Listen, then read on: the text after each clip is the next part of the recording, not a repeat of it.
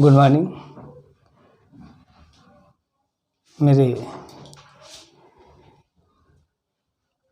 प्यारे भाई एवं बहन, ध्यान दीजिए। आज हम लोग अध्ययन करेंगे विलयन और विलयन तथा सांद्रता।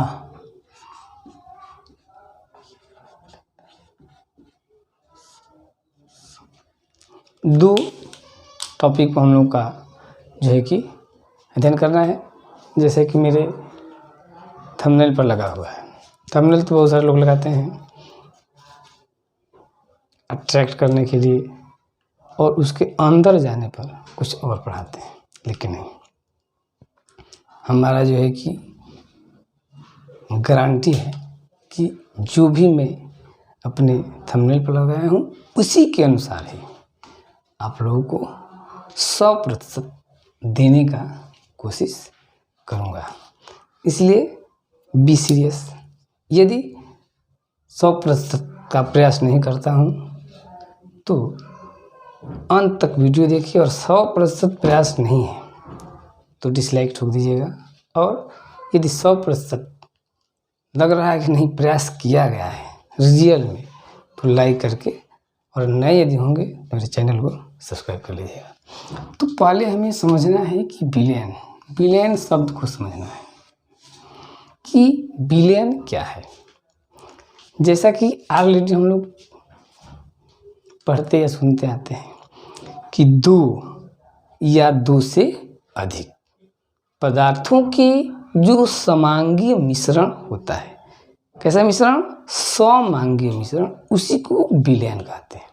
अब कहने का मतलब ये है कि समांगी शब्द का मतलब मिश्रण तो बन गया, लेकिन इसमें समांगी जोड़ दिया गया है। समांगी मतलब कि जब दो घटक या तीन घटक मिल करके मिश्रण बनाते हैं और यदि वह मिश्रण समांगी नहीं होगा तो विलयन नहीं होता है। क्या होना चाहिए? मिश्रण समांगी होना चाहिए। समांगी का मतलब कि दोनों घटक मिलने के बाद एक अवस्था में आ जाए। जैसे पानी है, द्रव अवस्था में है, चीनी मैंने उसमें घोला तो ठोस अवस्था में रहता है, लेकिन घुलने के बाद चीनी क्या होता है? द्रव अवस्था में आ जाता है। तो पानी और चीनी मिलने के बाद एक अवस्था में आ गए, द्रव अवस्था में, तो यह इस मिश्रण को हम क्या कहेंगे? पानी चीनी का विलयन। तो कहने का मतलब समांगी मतलब कि दो या तीन या अधिक मिश्रण मिले तो मिश्रण बनाने के बाद उनकी अवस्थाएं क्या हो? एक समान हो जाए। दो अलग अलग, एक द्रव है और एक ठोस है तो दोनों मिल करके द्रव हो जाए, या ठोस और गैस है, दोनों मिलने के बाद ठोस हो जाए। गैस और पानी है, दोनों मिलने के बाद पानी हो जाए, द्रव अवस्था में आ जाए। तो मतलब कि जितने भी घटक हैं मिलने के बाद यदि मिश्रण एक अवस्था को प्राप्त करता है उसी को समांगी मिश्रण कहते हैं। ठीक है ना? उसी को कहते हैं विलयन। यदि समांगी मिश्रण नहीं बनता है तो वह मिक्सचर हो जाएगा, विलयन नहीं कहलाता है। अब हमें विलयन को उसमें जो उपस्थित घटक है उसके आधार पर हम नाम उसका करते हैं। यदि दो घटक उपस्थित है तो द्विअंगी विलयन, यदि उसमें घटक तीन है तो त्रिअंगी, यदि चार घटक है तो चतुर्थांगी, पंचांगी, इस तरह से कहलाता है। लेकिन मुख्यतः हम जब अध्ययन करते हैं तो द्विअंगी विलयन का ही करते हैं। ठीक है ना? तो द्विअंगी विलयन का मतलब कि विलयन के दो घटक होंगे। एक को हम बोलते हैं सामान्यतया विलेय,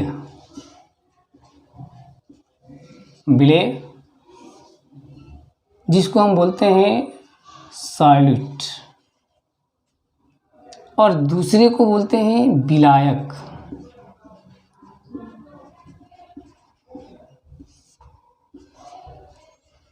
सॉल्वेंट। अब यहाँ समझने योग्य बात यह है कि विलेय क्या है और विलायक क्या है। दो कंपोनेंट से विलयन बना है, दो घटकों से, पानी और चीनी से विलयन बना है। एक एग्जाम्पल पर हम फोकस करते हैं कि विलेय हमारा जो बना हुआ है पानी और चीनी का, तो किसको हम विलेय कहेंगे और किसको हम विलायक कहेंगे। तो बहुत सारे लोग तुरंत कहेंगे कि चीनी विलेय है और पानी विलायक है, लेकिन नहीं, हम कुछ दूसरे पैटर्न से समझेंगे, ठीक है ना। ये चीनी विलेय और पानी विलायक के आधार पर नहीं, दूसरे पैटर्न कहने का मतलब ये है कि विलयन का वह घटक जो कि कम मात्रा में रहता है, स्मॉल अमाउंट में प्रेजेंट रहता है, उसको विलेय कहते हैं, और जो घटक अधिक मात्रा में रहता है उसको विलायक कहते हैं। विलयन है चीनी और पानी का है, तो चीनी को हम विलेय कहेंगे कि पानी को कहेंगे, तो दिमाग में चीनी विलेय है या पानी विलायक है, क्योंकि चीनी पानी में घुल जाता है, जो जिसमें घुलता है उसको विलेय, या जिसमें घुलता है उसको विलायक नहीं। तो जिसकी मात्रा कम हो विलेय, जिसकी मात्रा अधिक हो विलायक। अब 100 ग्राम पानी और 5 ग्राम चीनी को घोल दिए, तो चीनी की मात्रा कम, पानी की मात्रा अधिक, तो चीनी क्या हो जाएगा विलेय और पानी विलायक। लेकिन एक दूसरा यदि हम सैंपल लेते हैं, 1 लीटर पानी को 1 क्विंटल चीनी में डाल दिए, 1 लीटर पानी लिए और 1 क्विंटल चीनी है उसमें डाल दिए। अब पानी 1 क्विंटल चीनी में जाएगा, तो क्या सभी चीनी 1 लीटर पानी में घुल जाएगा? नहीं, सब पानी 1 क्विंटल चीनी में समा जाएगा, मतलब चीनी की मात्रा अधिक है, पानी की मात्रा कम है। तो अब यहाँ पर पानी विलेय और चीनी विलायक, क्योंकि पानी की मात्रा कम और चीनी की मात्रा अधिक हो गई, ठीक है ना। पहले वाले एग्जाम्पल में पानी अधिक था, चीनी कम था, तो चीनी विलेय, पानी विलायक। और दूसरे एग्जाम्पल में हम देख रहे हैं कि पानी कम और चीनी अधिक है, तो इसमें क्या होगा, तो पानी विलेय और चीनी विलायक हो जाएगा। एक तो इस बेस पर हम विलेय और विलायक समझते हैं। और ये देखते हैं, एक दूसरा है कि यदि 2 घटकों को मिलाते हैं तो विलयन किस घटक के रूप में प्राप्त होता है। द्रव और ठोस को मिलाए तो विलयन यदि द्रव अवस्था में मिलता है तो उसमें विलायक द्रव ही होगा। यदि द्रव और ठोस को मिलाए उसमें विलयन ठोस अवस्था में मिलता है तो उसमें विलायक अब द्रव नहीं, क्या हो जाएगा, ठोस हो जाएगा। तो एक इससे भी हम विलेय और विलायक कि जिस अवस्था में विलयन घटक के जिस अवस्था में विलयन प्राप्त होता है उसी को विलायक, और जो अवस्था अपना रूप बदल लेती है उसे विलेय कहते हैं, ठीक है ना। तो ये विलेय और विलायक हो गया। अब आते हैं हम लोग सांद्रता। बार बार ये सांद्रता सब कन्फ्यूजन में डालता है, क्या है ये। तो किसी भी विलयन की प्रति एकांक आयतन में उपस्थित विलेय पदार्थों के ग्रामों की संख्या, मोलों की संख्या और मिलीलीटरों की संख्या को विलयन की सांद्रता कहते हैं। किसी विलयन की एकांक आयतन में जो विलेय पदार्थ है वो कितना ग्राम घुला है, कितना मोल घुला है या कितना ml घुला है, उसके प्रति एकांक आयतन में उसका क्या अनुपात है, उसी अनुपात को सांद्रता बोलते हैं। यदि अनुपात कम है, विलयन में विलायक के कंपेरिजन में विलेय बहुत कम मात्रा में है, तो उस विलयन की सांद्रता बहुत पुअर कहलाएगी, बहुत, उसको हम कम विलयन कहते हैं, डाइल्यूट सॉल्यूशन। और यदि विलयन में विलायक की तुलना में विलेय की मात्रा, मतलब तुलना में नहीं, मतलब अधिक मात्रा में हो, 30% से अधिक हो, तो उसे सांद्र विलयन, कंसंट्रेटेड सॉल्यूशन कहते हैं। इस तरह से हम विलयन की जो सांद्रता है हम निम्न पदों में अध्ययन करते हैं, ठीक है ना। सांद्रता को कौन कौन से निम्न पद है, ध्यान देने की बात है कि आगे आने वाले भी समय में आप लोगों के लिए ये जो सांद्रता है के प्रकार बता रहे हैं बहुत ही उपयोगी, मतलब कि सिद्ध होता है, काम आता है। तो पहले जानते हैं हम कि सांद्रता तो हो गई, प्रत्येकांक आयतन में उपस्थित विलयन के प्रत्येकांक आयतन में उपस्थित विलेय पदार्थ के ग्रामों की संख्या, मोलों की संख्या या मिलीलीटरों की संख्या को विलयन की सांद्रता कहते हैं। और सांद्रता को व्यक्त करते हैं तो पहला हमारा व्यक्त करने का पैटर्न है प्रतिशतता के रूप में हम व्यक्त करते हैं। प्रतिशतता इस रूप में व्यक्त करेंगे। दूसरा पहला हो गया आपका प्रतिशतता और दूसरा जो है कि हमारा हो जाएगा, पहला प्रतिशतता होता है और दूसरा हो जाता है आपका भार आयतन। भार आयतन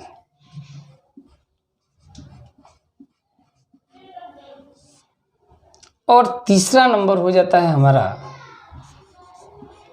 भार।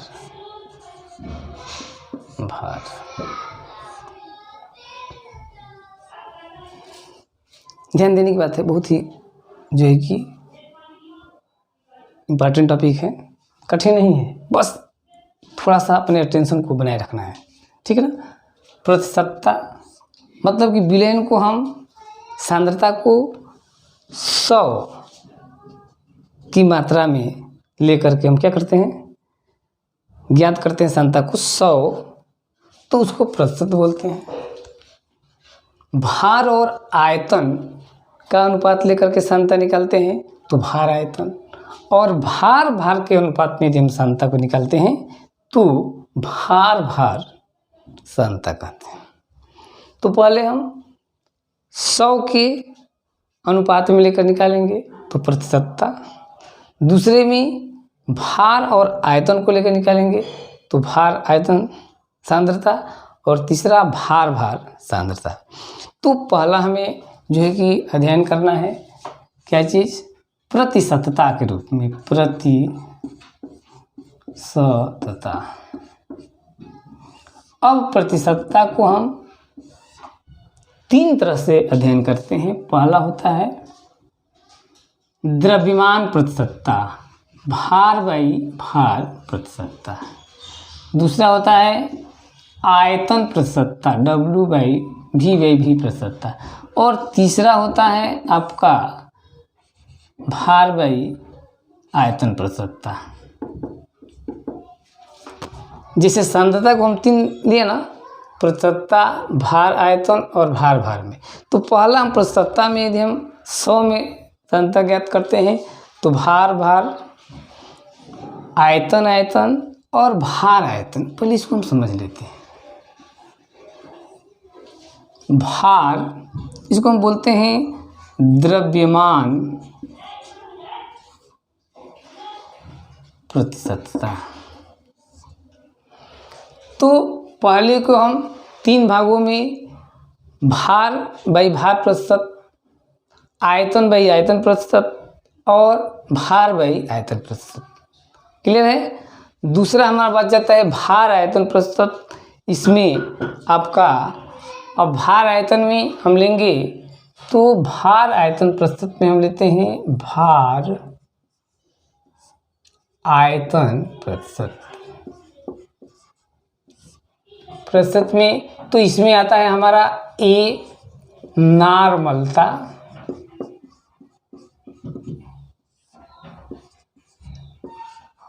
मोलरता,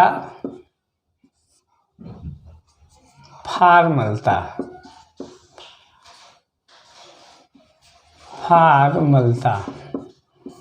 तो ये हो गया भार आयतन प्रतिशतता के रूप में।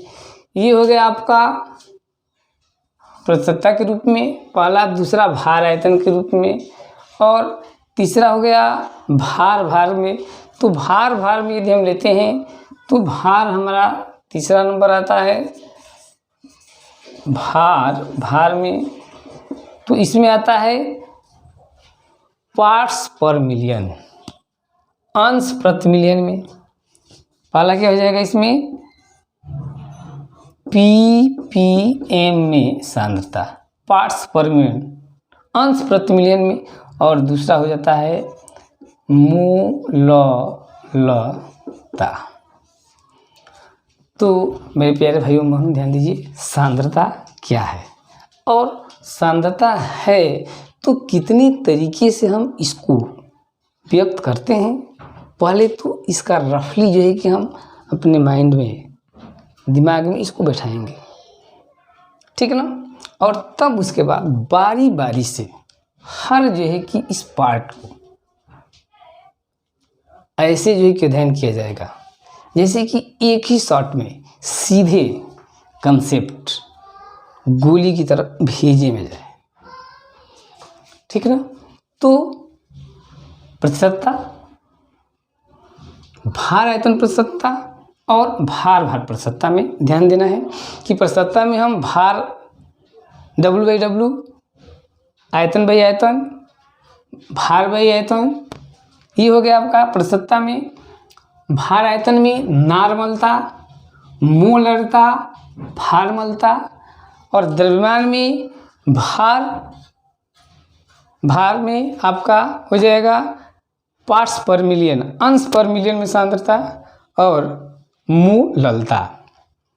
इन सबको जो है कि इजी वे में हम अलग अलग जो है कि वीडियो में आपको सीधे जो है कि इजी कंसेप्ट जो है कि आपको प्रोवाइड करेंगे। इसलिए घबराने की बात नहीं है कि इसी समय जो है कि सब चला जाएगा, लेकिन इसको हम पार्ट पार्ट में आप लोगों के सामने वीडियो जो है कि देंगे और सबका एक अलग अलग अंदाज से सब कंसेप्ट को समझना है।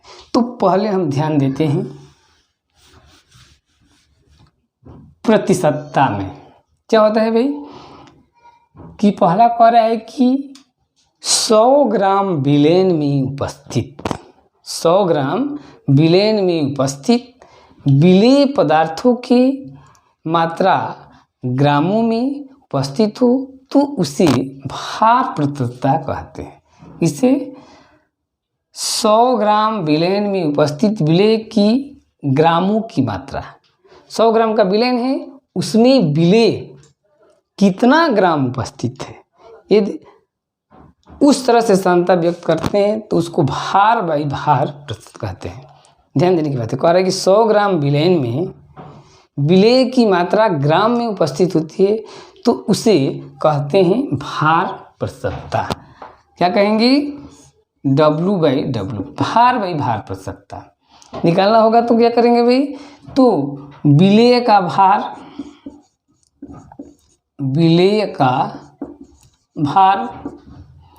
बटे में विलेन का भार गुणे 100, तो ये भार बाई भार प्रतिशतता हो जाएगी। विलेय का भार बटे विलेन का भार गुणे 100, तो ये क्या हो जाएगी, भार प्रतिशतता। अब यही आयतन प्रतिशतता यदि हो तो क्या करेंगे, तो 100 मिलीलीटर विलेन में उपस्थित विलेय पदार्थों के मिलीलीटरों की संख्या, विलेन क्या हो 100 मिलीलीटर का हो और इसमें विलेय पदार्थ भी यदि मिलीलीटर में उपस्थित हो तो इस सांद्रता को कहते हैं आयतन प्रतिशतता। क्या बोलते हैं, आयतन प्रतिशतता, इसको बोलते हैं आयतन प्रतिशतता। किसे, तो 100 मिलीलीटर विलेन में उपस्थित विलेय के मिलीलीटरों की संख्या को क्या बोलते हैं, आयतन प्रतिशतता। V/V मतलब क्या हो जाएगा, तो विलेय का आयतन मिलीलीटर में बटे विलेन का आयतन मिलीलीटर में इंटू 100, तो इसे बोलते हैं हम आयतन प्रतिशतता V/V। और तीसरा नंबर होता है भार बाई आयतन प्रतिशतता। इसमें हम लोग क्या करते हैं, तो 100 मिलीलीटर विलेन में उपस्थित विलेय की मात्रा ग्राम में यदि उपस्थित होती है। बिलियन मिलीलीटर में और विलेय की मात्रा क्या हो, ग्राम में हो, तो उसे कहते हैं भार बाई आयतन प्रतिशत। कितने में, तो 100 मिलीलीटर विलेय में उपस्थित विलेय की मात्रा ग्रामों में, तो उसे भार बाई आयतन प्रतिशत कहते हैं। तो भार बाई आयतन प्रतिशत इक्वल विलेय का भार ग्राम में बटे में बिलियन का भार ग्राम में गुणे 100। विलेय का भार भी ग्राम में और बिलियन का भी भार ग्राम में, ठीक है ना, गुणे 100। तो इसे कहते हैं, क्या बोलेंगे, भार बाई आयतन प्रतिशत। किसे, तो विलेय का भार इसमें ग्राम में बटे में बिलियन का भार ग्राम में इंटू 100।